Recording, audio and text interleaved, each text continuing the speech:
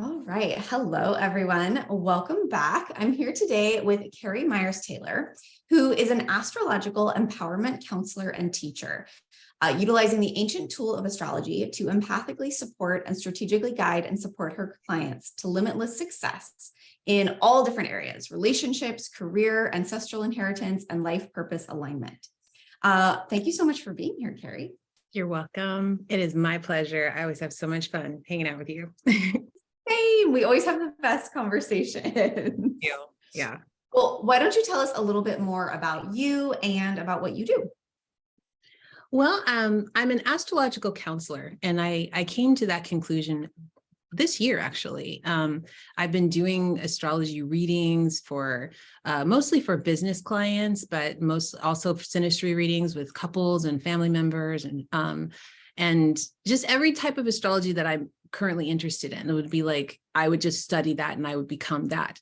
But I started to realize that it was so much beyond an astrology reading, that most of my clients now are ongoing monthly clients that I have that see me like a therapist. And I started realizing through their feedback that what I was doing was counseling them through these transits and transitions that they were having. And so I started calling myself an astrological counselor because that's what I'm actually doing. And so then I'm also an astro educator. I teach astrology. I have a membership of people that I teach.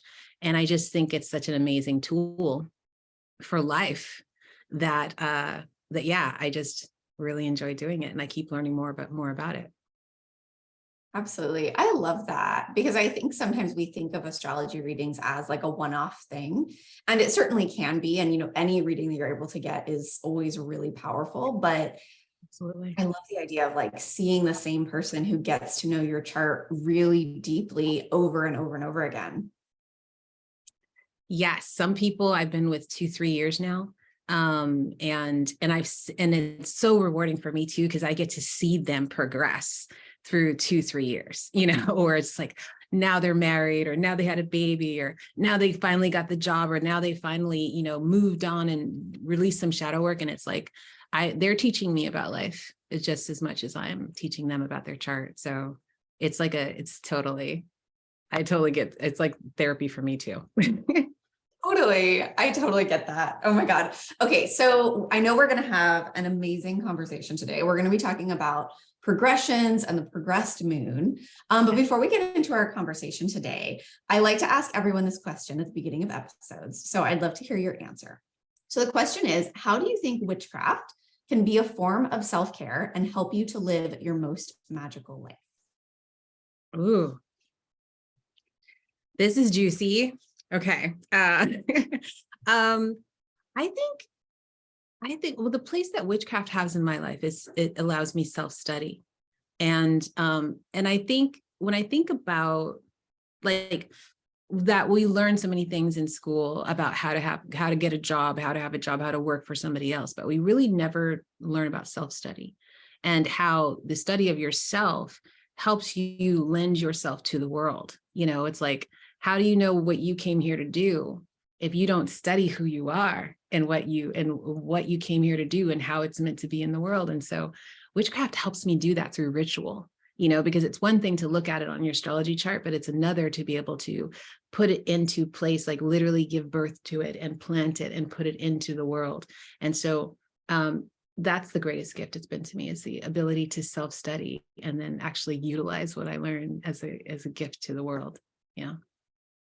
Absolutely. Yeah, I really agree. I think that awareness of ourselves and awareness of everything, right? Awareness of what's happening with the planets, awareness of the moon, but most of all, awareness of ourselves and how all of those things impact us and what's going on with us and what energy we're showing up with is such a powerful, like maybe the most powerful thing about practicing witchcraft, being a witch, etc. Mm-hmm. What would you say? I definitely find that it is really a tool for self-care, like in and of itself. Like for me, they're very much one and the same. And I think that anything that helps us understand ourselves better, anything that helps us to, use our gifts and see them as gifts, not as whatever else we've been told they are, right? Any tool like that, whether it's witchcraft or something else. For me, it's witchcraft, and astrology. I think that is self-care, that the more we are in our power, the more we know ourselves, like the more we actually even can take care of ourselves, Right. I'm going to snap a little bit. At different points, I'm just like, I need to snap. Sorry. So good. Well, okay, so we're talking today about progressions, which I'm excited about because this is a type of astrology, a tool in astrology that I don't practice at all. So I'm super excited to learn about more about it from you. Yeah. Well, progressions, I think as an astrologer, we have our things that we study, and that's kind of our wheelhouse, right? And like I was saying before, like I don't really study another thing until another part of astrology, until a client comes along that I really want to help, or something happens where I'm just like, oh, I really want to know more about that. And so progressed moons was the same. Like I'd heard about them, but I really had no interest in learning more. I was like, I know enough. I'm learning enough as it goes, because my mind is constantly, putting more information in there. But I was taking a course, study. It was like, it ended up being like a little too beginner for me, but at the time I was taking this group astrology course, and part of the course was having you would have your own personal session with an astrologer there, and she would look at your chart, or they would look at your chart, and so I was having my session with the astrologer, and I am an astrologer at the same time. So a lot of stuff they were telling me, I was like, thank you, but like, look, anytime you have somebody that can look at your chart, because I have a hard time reading my own chart, like I read everybody else's chart, but she was reading the chart, and then she was like, oh, and of course there's your progressed moon just moved into Pisces. And I was like, what, what is that? And she was basically started explaining to me this thing that I was feeling. And this was in 2020, so not that long ago. In 2020, we were all in lockdown. I was living in Marin at that time. And I was really, really busy online doing astrology because, right, everybody's locked down and everybody's confused about what's going on. And I was working for companies at that point, like talking to their employees about how to work best together, being like all over the places on the planet, and like transplanted different places. And I was just really, really booked, and I was doing astrology every day. And then right around June, July, I just went like, I don't want to talk to anybody. I don't want to do anything. I was like, I'm tired of this internet. I'm tired of these people. I'm tired of this.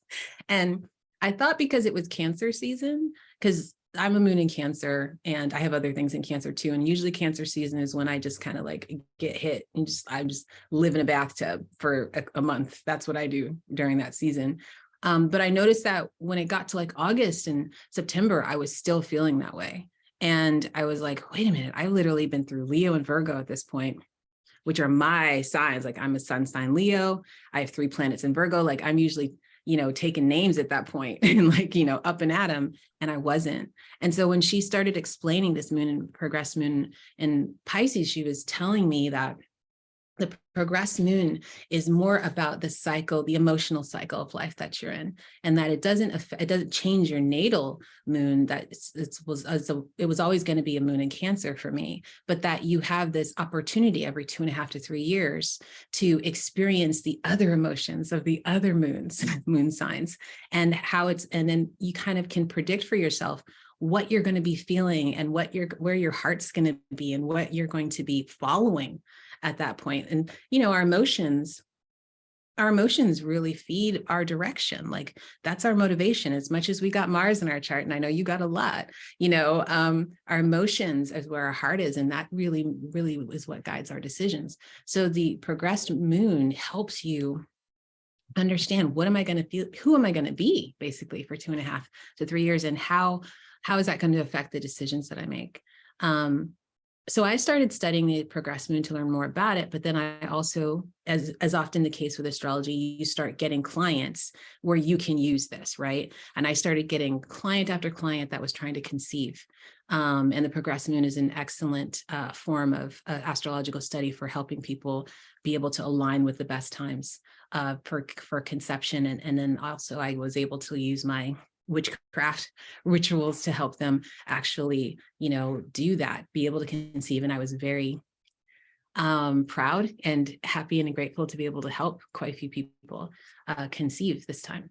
So in my own little way, they did the work, gestation. I had nothing to do with that. But the actual, they did the work, but just being able to guide or help in any way was such a gift. But that's the progressed moon chart. And so ever since then, I have really been going by it because my progressed moon was in the sign of Pisces. And what I learned later was that Pisces is the end of the road, right? It's the end of a cycle. And so it's literally like my progressed moon moves into Aries next. And that is a rebirth of the entire last cycle of your life. And so my progressed moon moves into Aries on the 18th of this month. And I have been feeling it. So it's just literally like, who am I now? What, so I like the opportunity to talk about the progressed moon because it's very much up for me right now. Yeah, absolutely. Oh, that's really fascinating because I definitely think that's so true. And there's so many different tools to use that we can use to access those different cycles of our lives. But just having one more that we can look to that helps us understand, helps us explain, helps us give words to what we're experiencing. I think sometimes we think we're supposed to be the same person for our whole lives or for a whole period. And that's just not true. Nothing in the cosmos stays the same. The moon moves, changes signs every single, every 2 days. So literally, there's always something shifting and changing. Whether it's a very quick change like the moon, or it's a really slow change like, Saturn or something like that. And we have those changes too. So I think that's one of my favorite things about astrology is that it's really about cycles. I think the way we've tended to talk about astrology and the way we've tended to be taught astrology is kind of static, that this is your birth chart. And no, your birth chart never changes, but your progressions might be happening. Your transits might be happening. Everything is always in motion. Oh, I love that, Tanae. Yeah, everything is always in motion. So give yourself some grace. You're always in motion. Yeah. Exactly. Yeah. We're not static the way that we've been taught we're supposed to be or something. Yeah. Well, I think women too are really help with understanding that, right? Is because we haven't been ever static. And we unfortunately have lived in a patriarchal system that is values what's static, values staying the same and just building upon that. And so it's always felt like as a woman, a bit of an alien, it's just like I don't fit in here, and what I love about right now and about astrology and just also just this time in history is that we're getting to be able to value that fluidity because we're able to kind of roll with things. A lot of change that's happening now, we are able to roll with it a little bit better, I think, without than some of our more masculine counterparts. So it's very much becoming, I'm really proud of this. I'm very glad of my intuition and my emotion, my ability to feel things. Yeah. Definitely. So can you tell us a little bit more about what exactly is the progressed moon, right? When we say, okay, your birth chart doesn't change, but your moon is moving into Aries, can you kind of talk about those differences? It's kind of like an axis, how the nodes of the moon are an axis, it's more along those lines. It's not along the lines of the solar system and this planet transits, circumnavigates the sun for this amount of time. And therefore the transit is this, it is, what I found the progressed moon, because it is that roughly 2.5 to 3 years, depending on the house, right? The size of the house, right? So if you have a massive first house. That moon's going to be in there for a bit, it's like, so it really is one of these things that is not so static. It fluctuates with you. And I even have found that it can kind of change, and it can even have retrogrades at some point, so that it's like, it's fluid. It's the moon, right? So that's what it is. And so it has that kind of quality. I would say the closest thing would be like the nodes of the moon, that kind of quality of being there and not there, but absolutely affecting you. Just like the way the moon works right now. It's there. It's absolutely affecting us, but we don't look at it like, we don't see it like the sun. The sun is like, we don't monitor the moon like that. But it's absolutely affecting us underneath. Yeah. Yeah. And that's one of the beautiful things about, I think, having the sun and the moon in lots of different practices, but specifically in astrology, that, they're both equally important in our charts. They're both equally important in who we are. And they're both lights, they're both luminaries, but they light us up in such different ways, and we experience them so differently. Totally. And I think also they parent us differently, because I really do think of the sun and the moon as parents. And, we look to them to understand how we got brought up, I am always fascinated. My sun is in Leo and my moon is in Cancer. So they are in their, what do you call those? Octaves or whatever. I forgot what the exalted whatever's right there, and their exalted ones. And then my ascendant is Libra. So it's this constant balancing of these two that I didn't recognize when I was a lot younger. I was always upset, like, about my ability to be like, I'm, out there and I'm doing stuff like a Leo. And then I'd be like crying over it, just like, why am I so emotional about it, and it's like, why can't I just do the thing? And so learning astrology really helps me to understand, like, I'm a peacemaker, like my rising sign is about balancing these two energies and giving them space to exist, and then being able to give other people space to say, like, hey, do you see these two parts? The total polarities here, but you are not meant to be just one of these things. You're meant to be a balance and a spectrum. So as I learn, I get to teach, but yeah. Absolutely. That's definitely been my experience too. Because no, I mean, like you said, I agree with so much, because like you said, like, often we learn about these different parts of astrology, like our own astrology journey, as something in our chart gets our attention, starts to interest us, or as a client comes to you and is like, I don't know what to do about this, or this thing is happening in my life. And then you start to excavate that and find these things that are not just applicable to you, are not just applicable to that client, can actually become really important parts of your own practice too. And that's definitely how I started. Really, I guess how I started with astrology. People always ask me, how long have you been practicing astrology? And I'm like, honestly, I'm not really sure what the answer to that question is, because I don't really remember like the first time I really, got my chart and like started to learn.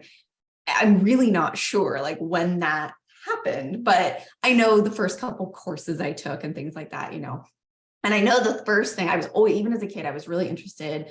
I really resonated as a Taurus. Like I just always really connected with that. And I knew like everybody in my family kind of knew their signs and is very their signs, like really spot on. Right. And so I think I always just was kind of aware of it, but, like most people, never knew there was so much more to it. Right. And then it was really when I started to learn about my Aries moon that I realized that this was such a powerful tool and such an incredible way to, like I was saying, like put words to what you're experiencing and what you're feeling, and the good and the shadow, the things that feel like, oh, this is a really awesome, like powerful part of me, and this is a part of me that I struggle with. And being able to see all of those things. And, I think astrology lets us be a little bit objective sometimes about who we are, and to kind of, I don't know, do a little self-research, like what's going on here? Right. Yeah. I'm curious, because I'm always curious about how people experience things. the Taurus and how that goes, like, because I imagine that Aries just kind of sneaks up on you because look, if you're a Taurus, you're not thinking about you're not ready for that Aries, and other people as well. I imagine that was a surprise for other folks. Mm-hmm. Yes, definitely. Yeah. Well, and I always have, and I have Virgo rising. So I have not really so much more Earth in my chart than those two, but obviously they're two very important pieces of my sun and ascendant. And I think that for the most part, like that's how people initially meet me, right? Like that really is, it's a very important part of who I am. It's very natural. Like I do express those energies really, really naturally, but I have so much Aries. I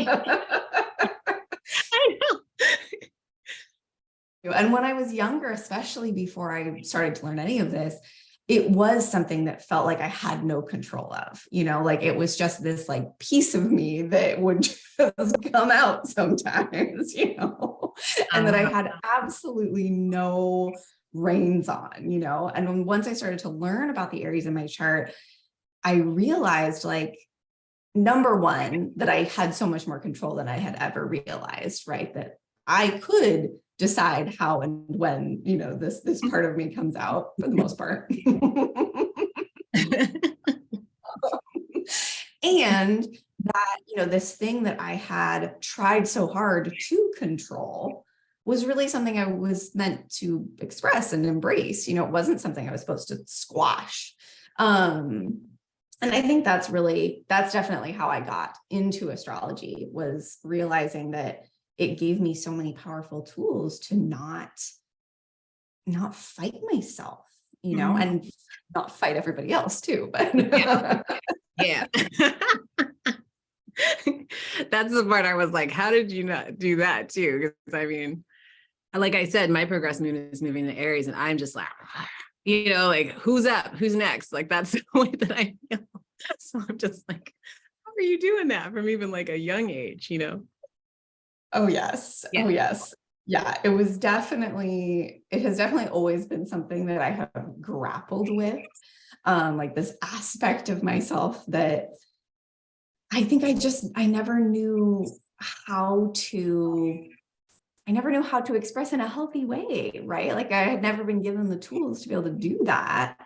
And I still sometimes struggle with that, but always will, right? Yeah. But I just have such a better understanding, like when it's happening, I can notice it, I mean, like we said at the beginning, it's so much about awareness.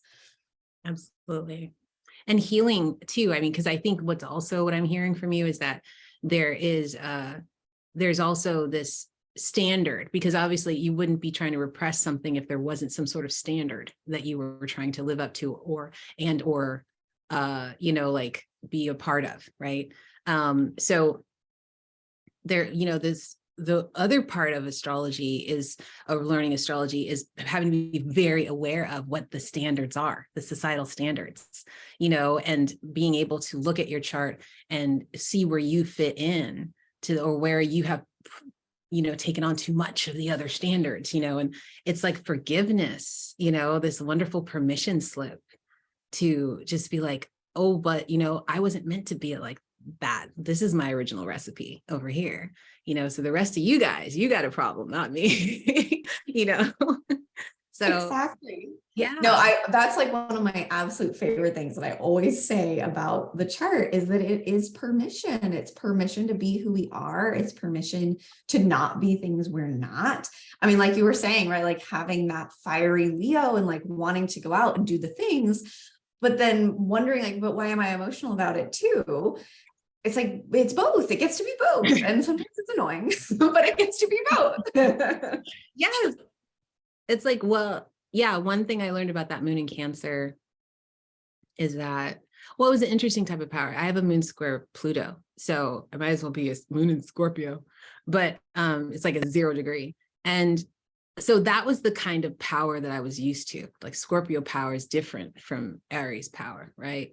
So it's like that, that kind of like vampire power, or like, I'm going to compel you to do what I want, like there, I'm not doing anything, you know, like I'm a wizard, you're just going to do it, right? Like that's what I was used to, right? But the Aries energy is so much about motivation and so much about thrusting yourself into something and like, let's charge into, you know, and it's exhilarating and exciting, you know. But I have come to already understand like where the moon in Cancer has a place in that, like, you know, like it's like looking at the Olympics, you know, we come for the, you know, athletics and we come for all that charge, but then we also want to hear the stories about the families and how they got there and waking up every morning at 5 a.m. to ice skate or swim or whatever it was. And it's like, there's an emotion to every action as well. And having the moon in Cancer allows me the capacity to take that on too, you know?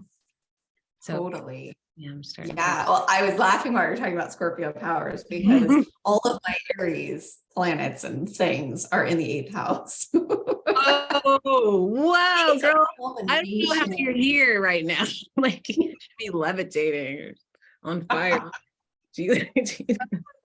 Yeah, it's a lot. It's a lot. But I totally know what you mean.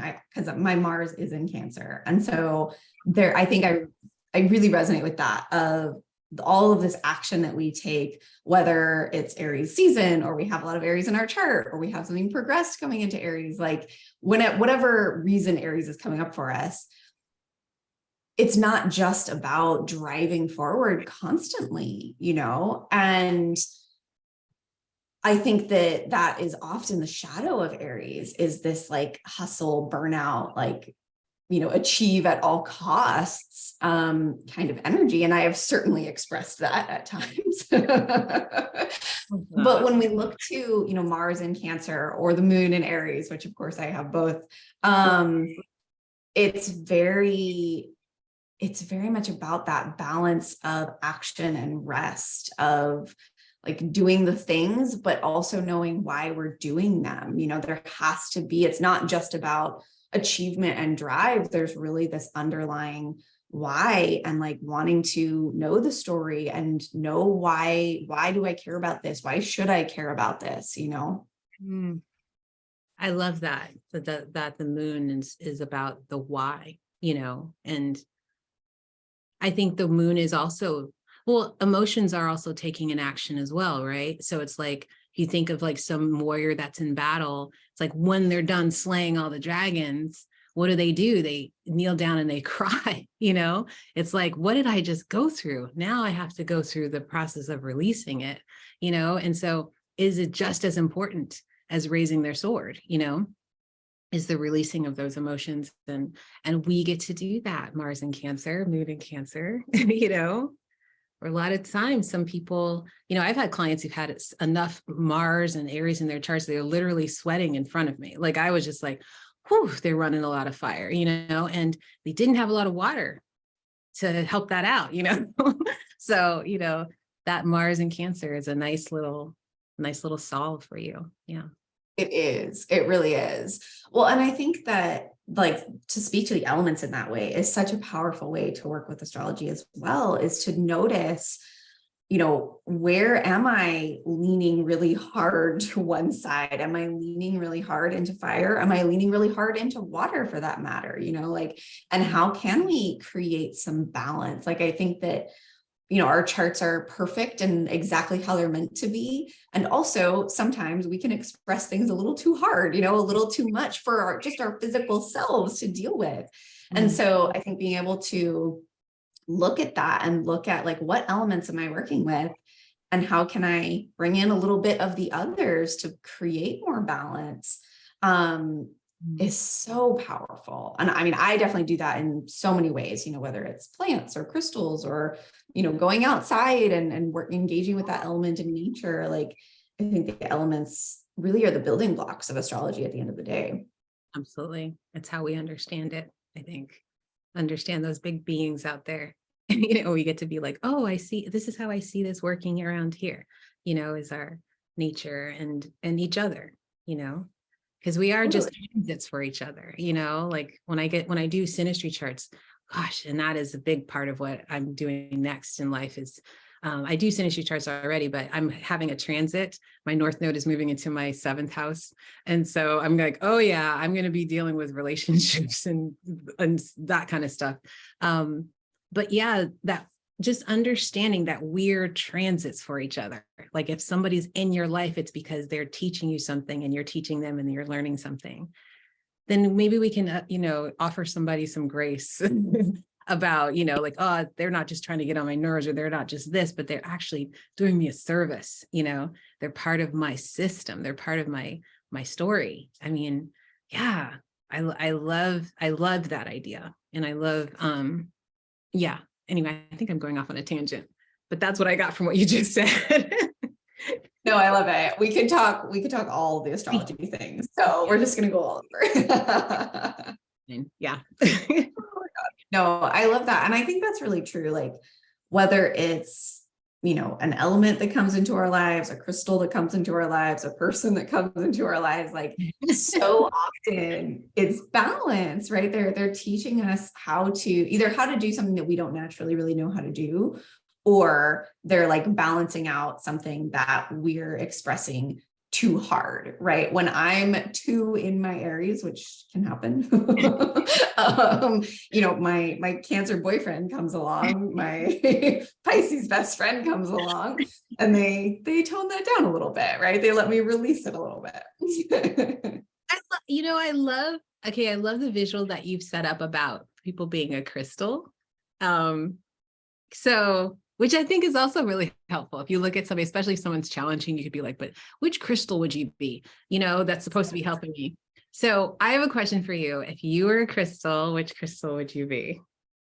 Oh gosh. I always have questions. My moon is in the 9th house. So I really am such a Taurus, even though I have so much Aries. I feel like I just always come back to the Taurus crystals, especially like desert rose or like something green, like green calcite or something like that. Yeah. Although like my absolute favorite, which I realize as I'm saying it out loud makes sense. My absolute favorite crystal is amethyst. And I have a million amethysts just all around. Really? So interesting. What about you? If I was a crystal? Oh God. Okay. God, you know what? Okay. I love celestite. Like that seems to be the thing I'm just constantly drawn to, just because I just think it's pretty, and I own way too much celestite. But if I was going to talk about like my favorite would be citrine, in terms of like how I feel about myself and what I think, how I show up in the world. Yeah. There's something about that. And amethyst and citrine go really well together too. They do. I totally agree. Oh, yeah. I think that's really a good way to think about it. Like, so a lot of the way that I teach astrology is through archetypes, right? And I just find that having an archetype, whether you're talking about a planet or a sign or a house, any of the above, right? The archetypes can really take it out of this kind of abstract space, which can be so fun to play in, but isn't always really practical and applicable, So I find the archetypes really help us like step into the shoes of a planet or a sign and understand them in kind of a more human way. And I think what we just did is so much the same of that, right? Is like, if you're talking about a person or that's challenging you, or you're having a transit, like what crystal is it? What archetype is it? What plant is it? Right? Like whatever language I think works for us individually that makes it more tangible, because I think that's one of the like sometimes most disempowering things about astrology, and the way it often is taught, is it's so abstract. It feels so complex and so outside of ourselves, when really all of it, all the elements, all the signs, all the planets are really represented around us in everything, and I think that's such a good exercise. I feel like this is something I did with my astrology mentor when I was really training, is she would be like, start to notice the things around you. What signs are they, right? What planet rules that, lotion that you just put on? Like what rules that drink that you're drinking, Like, and it really is like, you really can just start to see the world differently. And I think you can also start to see astrology differently too. Oh, I love that. I love learning and teaching in these totally different out of this world ways. Like, yeah, I love hearing that. Fantastic. So good. So good. Okay. Well, let's circle back to progressions because we went to a lot of places. Crystals. Um, Big tangents. So can you just tell people, and we'll drop a link with some instructions too, but can you tell people a little bit more about like, how can they figure out their progressed moon and like practically what does that information tell them? Got it. Okay. So I think I'll start off first with, the feeling of the progressed moon and what it's meant to do. Each one of the signs has an element to it, right? So if you are in, like I say, a Taurus, your moon is moving into Taurus, it's going to have an earth energy, right? If it's moving into Scorpio, it's going to have a deep water vampire energy. Okay. And so that already, you notice like each one of them is a bit of an introverted and extroverted energy. Even if we're talking about an air sign and a fire sign, right? There's still an introverted and extroverted type of energy. So if you think of the progressed moon, it's kind of like the way we go to sleep every night in order to regenerate, to get up and go into the world the next day, right? Each stage of the progressed moon, like it stays in each house roughly, or each sign in each house roughly 2.5 to 3 years. It's like your time to sleep for 3 years, to be regenerated so that you can go back into the world 3 years later. So it's like, for instance, my moon is in Pisces right now. And I've had this time of like deep awakening and introspection and introversion, right? Sometimes that might take the form of an illness, right? Or you have an illness, or someone else has an illness, or you're being called to be a more spiritual space where you really can't be out in the world, and that's the part of your life that was setting you up for the next part of your life, right? So that's what the moon cycles are basically telling you. Like, it's kind of like if you're on a freeway and your exit's coming up, and it's like, okay, so these 3 years, we're going to have you slowly moving over into different lanes to get ready to go to that next one, right? So it gives you this kind of like progress report. It gives you this kind of understanding of like, this is what I'm here doing, and this is why, because I'm going here next, and it's hard sometimes because, like, when someone tells you your moon is in Pisces, you can't even fathom what that moon in Aries is going to be like. It's like everybody says you're going to be this, no way, right? But you spend enough time in that moon in Pisces, or that certain type of energy, or moon in Virgo, whatever it is. And then you can slowly start to feel like, hey, I'm moving into this other place because of the experiences that I've had here, right? So being a moon in Pisces, progressed moon in Pisces, just being open like that, just being an empath for 3 years, where you're just like, I don't know where your skin begins and mine ends, right? Super sensitive, all that. And then starting to feel like, wait, it's coming together. Now I'm like very willing to go into conflict to get to talk, to do what I want to get done. I'm very willing to be motivated. You start to notice these changes, and you realize it's because you spent that time in that other side that you have the energy now to go out in a different way. And then you plan accordingly, right? Or often you'll see that you've already been doing it before you even knew that that's what you were doing, right? So that's the point of the moon cycles. And this is also how it helps when people, or the progressed moon cycles, this is also how it helps when someone is trying to conceive, when parents are trying to conceive. Because, for instance, you might have a woman that is in a moon in Capricorn, progressed moon in Capricorn. Her emotions are in a different place. It's not, and it's her, she's very out there, right? So first and foremost, Capricorn is a legacy energy. So it is building a foundation for something. It's solid, it's like a rock, and it's also super traditional, right? So there is no fluidity, there is no, receiving anything, it's kind of like, I'm kind of just more laying down the law. I'm learning, I'm growing, but it's to serve this thing over here that already exists. It's not about becoming anything.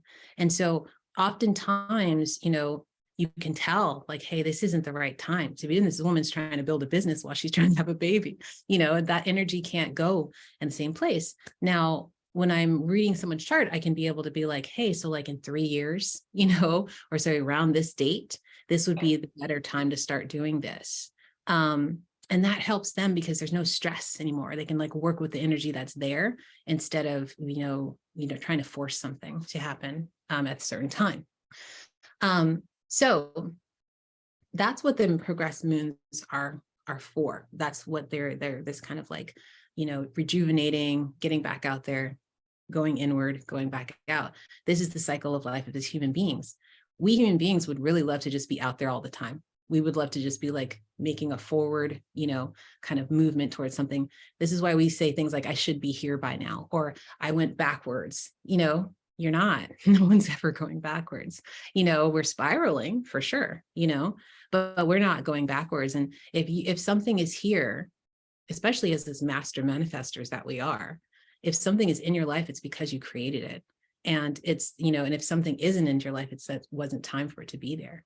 So I always feel like if you have a premonition about something, if you have a dream, it's actually a prophecy. And it means that you are being tapped in and saying, hey, this is possible. And your chart is telling you how you're about to make that possible, how you're getting ready to make that possible. So it's almost like the chart supports your intuition, for those who have a hard time believing their intuition, So the progressed moon, what I love most about it is because, when we have a monthly moon cycles and it fluctuates and we can kind of like, we're all about this one month and the next month, what happened to that? It makes us feel flaky, flighty. We don't always trust ourselves because we're like, oh, am I going to just change my mind again? Especially our air moons. These air moons are just like every day is something else, right? So what I like about the progressed moon is that it's saying like this, your emotions are strictly going to be in this area and your drive is going to be in this area for roughly 2.5 to 3 years. You can get comfortable here. You can start making some plans here. You can start, accepting yourself in this new way because you're going to be here for a while. So it kind of gives you this trust in yourself back, and even if it's a new energy, like I said, my progressed moon is in Pisces, but I've had 2 years to prepare for this, progressed moon in Aries. And you don't get that on a monthly basis with the regular moon cycles. So I just feel like, there's my 3 planets in Virgo talking. I get to plan, I get to plan and go, oh, I plan, exciting, and I get to kind of go also see how I was also organically moving in that direction anyway. I think what's super exciting about the progressed moon is when you look back on it and you start to go through the different times in your life and see where your moon was and go, oh, that's exactly where I was supposed to be for that. For me, when my progressed moon went into Pisces, it had just been in the sign of Aquarius. And so I was really out there in my community. That's when I was doing all my astrology, like really building, going to all these places and just like running, just like a lovely air sign, just like, I don't need to touch the ground, right? And then it went very, very deep, but in this very spiritual way, where it was like, I was doing service before, but now I was opening up to the greater service. What are you really doing these astrology readings for? And then also my moon was in the very beginnings of the 4th house. And the 4th house, is all about your home environment and what you call home and what you're emotionally attached to. And at that point, I really made a decision that I wanted to, one, go back to school and learn screenwriting and writing for entertainment, and creativity and all that other stuff. But in this way that felt like it was being of service to something, and so there was that progressed moon in Pisces, in the 4th house, moving me to another place in order to, and now it'll be moving into the progressed moon in Aries and then moving into the 5th house, which is what I'm going to do with that information now. It's like now that I have that education, now I'm going to be projecting that out into the world in really fun and creative and playful ways. But right now I'm cocooning. So I'm just like, I don't have time. I don't, I'm like, I got to sit here and drink water and breathe deeply and stretch, I don't know. That's for later, and that's what I love about the progressed moon, because you're like, I don't have to do it right now just because I'm getting ideas about it. That's for later. I'll have the energy later. I love it. Such a great explanation. I think that what you were saying about the moon cycle, sometimes not feeling like enough time, like that's definitely something I've talked about too, where it's like, as much as I work with the moon phases and as important as they are for me, for my work, for my practice, like they can feel very quick sometimes. And it can feel like we can't quite catch our breath or can't quite achieve what we wanted to achieve because it's only 4 weeks, right? It's a really short period of time. And so I think any tools that we can use to make the moon phases feel more accessible and more grounded for us so that we can move with them. You know, we can still honor the moon phases where they literally are right now in any moment, but knowing that like there's these larger, longer cycles too. You know, I work a lot with like the new moon in Aries and then the full moon in Aries. I use Aries, the new moon in Aries and then the full moon in Aries 6 months later, right? And all of the signs. But you know, anything we can do to kind of stretch that time out and realize that the moon has so much more of a long-term impact, even though we feel it so quickly in the moment, you know? I agree. Yeah, I would say this is closer to having like, say, a Saturn progression, right? So Saturn is then kind of slows down time a little bit, but it has that kind of feel of like, I'm going to be here for a minute. You know, you can count on me to mess stuff up for this amount of time, right? Yeah. So yeah, that you can count on my emotions for the moon, progress moon, to be in this place. And then you asked about how to find this on your chart, right? And so I think probably I love to go to astro.com because I think it's probably the most easiest to navigate for newbies and people who are not, you know, super familiar. Like if I was to open up my astrology program software, it would just be very confusing for folks and frankly, quite scary for folks to see all that stuff going on. So I like to go to astro.com, put in my information. And when you go into the type of, charts that you're looking up, with synastry chart or natal chart, you go down to, you arrow down to one of the selections that says progressed chart. Very simple. You just click chart. You don't have to, you're just looking for the moon. So you're not having to look at, you know, click on all the other things unless you really want to complicate your life. But yeah, you're just looking at the moon and then it tells you. Now, I also want to say that there is a difference, or there's a slight difference between if you're working like with the default Placidus or if you're doing like whole signs, you know. And some people only work with whole signs and some people only work with Placidus, and it's a you know, it's a personal decision, right? I'm not an either or person. I like the buffet. I like to taste all the rainbow. Okay. So I'm just like, oh, is this available? Then that's mine too. Right. So so when I go to there, I look at both, you know, like when I'm looking at a progress chart, I look at the Placidus. The Placidus is not going to be lined up, you know. And then I look at the whole signs. And what I think is very interesting, and the way I've come to understand this is that for me, both are important when I'm looking at a client's chart or my own chart, is that for me, the Placidus, or, you know, the kind of the default, it tells you kind of like your story up until now, kind of like, it's like saying, this is what you've been feeling and this is what you know up until right now. And you have something tangible to be like, oh yeah, I can see that, right? I feel like the whole signs are the future. The whole signs are telling you where you're going and why you're meant to feel this, where this is eventually landing, right? And so when you look at both, you kind of can see how you feel both, you know, but it's like you have more to work with now.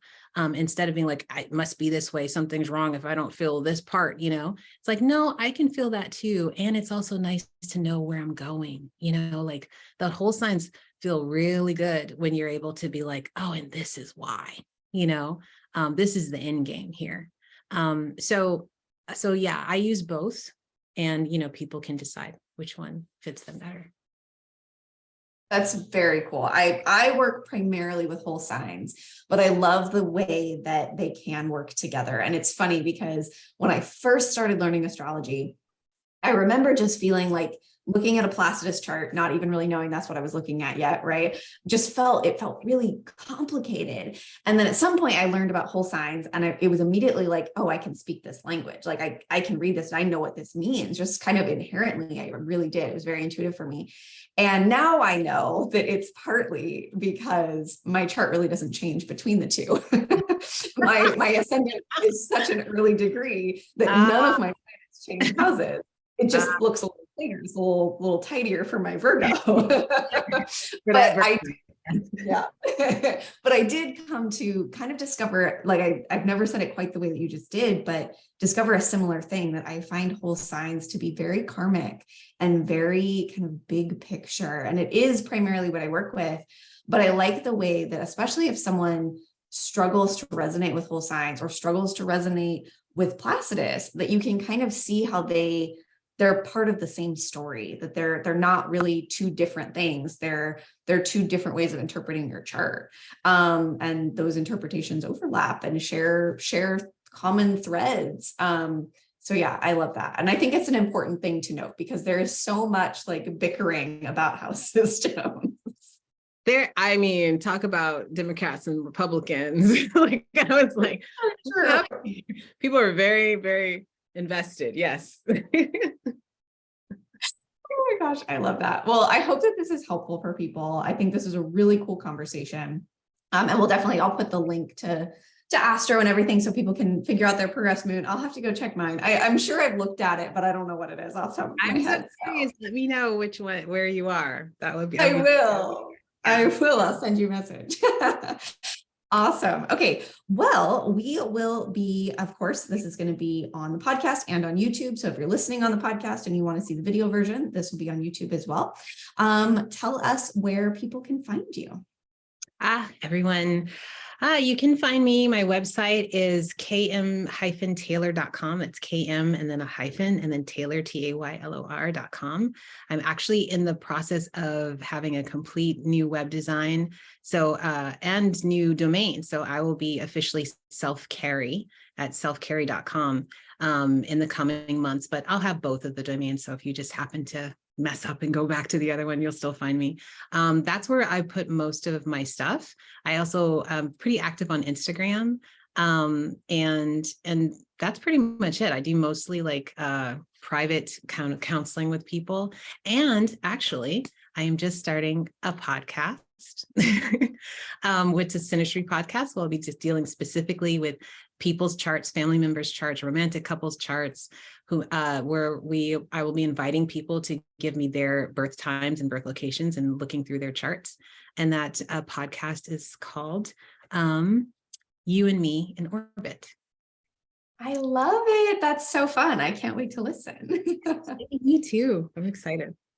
Excellent. Congratulations. Awesome. Well, we will link up the website and Instagram and everything so people can find those. And thank you so much for being here, Karrie. Thank you. It was so fun. Such a pleasure. Yay. Aries power. I'll be looking at you for insight, by the way. Sounds good. We'll talk. Take care, everyone.